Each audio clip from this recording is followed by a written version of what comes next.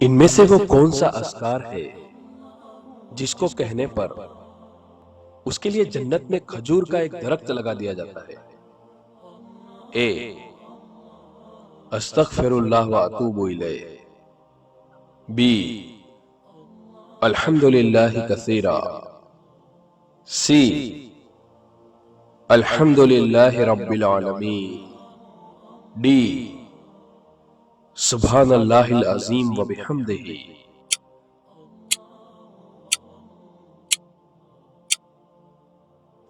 اور اس سوال کا صحیح جواب ہے ڈی سبحان اللہ العظیم وبحمدہ۔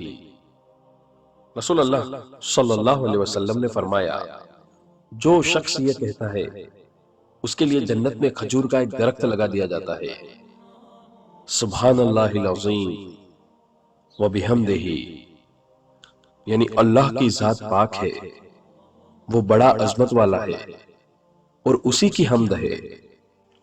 صحیح ابن حبان، حسن